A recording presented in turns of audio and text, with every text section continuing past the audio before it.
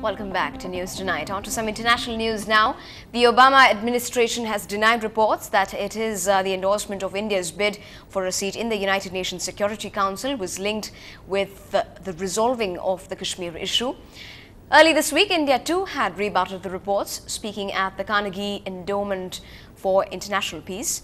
India's National Security Advisor, Shiv Shankar Menon, said that as far as New Delhi was concerned, things were moving in the right direction for India to get a permanent seat at the UN Security Council. The visiting head of the US Central Intelligence Agency, Leon Panetta, held talks with India's security chiefs and Home Minister P. Chidambaram in Delhi today. Sources say the talks were centered on threats being faced in the region. The CIA director is also said to have shared intelligence related to Pakistan.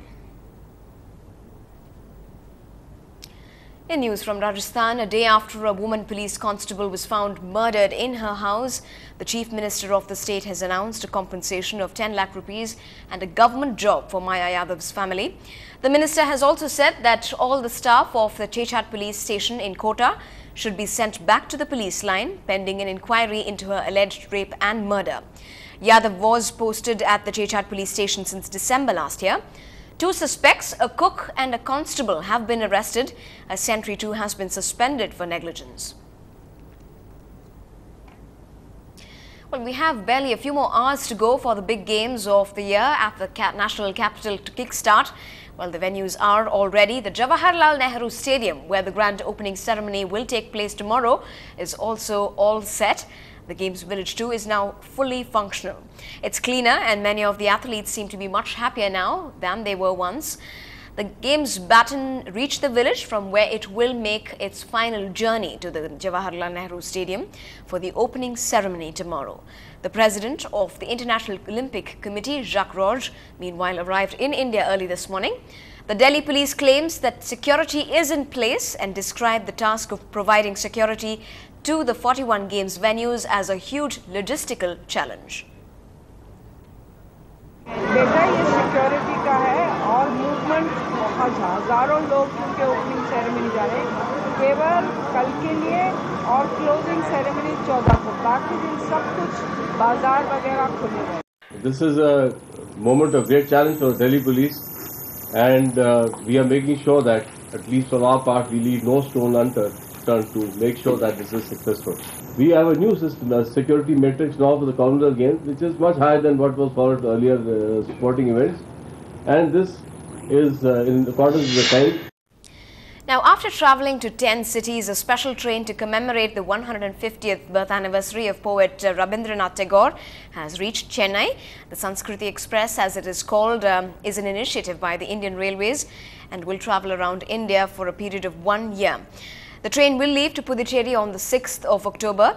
Our reporter Lokpriya lapped up the life and times of one of India's most favourite and famous cultural icons. The Sanskriti Express has just chugged into the Chennai Central. This 5-coach exhibition brings alive the legacy of the great Rabindranath Tagore.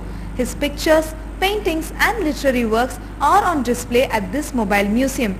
I am right now at Chitrarekha, a coach that is exclusively dedicated to the paintings done by the genius. Paintings on different topics mesmerizes you completely. Divided into 5 coaches, this exhibition throws light on the life and works of the versatile genius.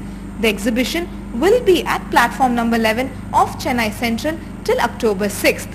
Step in to transport back to the era of the legend. In Chennai, Lokpriya, NDTV Hindu. Now on to some cricket news now. Australia ended their marathon innings on day 2 of the Mohali test between the Kangaroos and the Men in Blue. Australia were bowled out for 428 with Shane Watson top scoring with 126 for the visitors. In reply, India got off to a flyer with Virender Sehwag scoring a quick 59, which ensured that India crossed the 100-run mark in less than an hour's time. India now have ended their day at 110 for 2, still trailing Australia by 318 runs. Well, that's all we have for the moment. But before we leave, here are some images which is our way of saying Jai Ho to our Bapu of all times. Thanks so much for watching.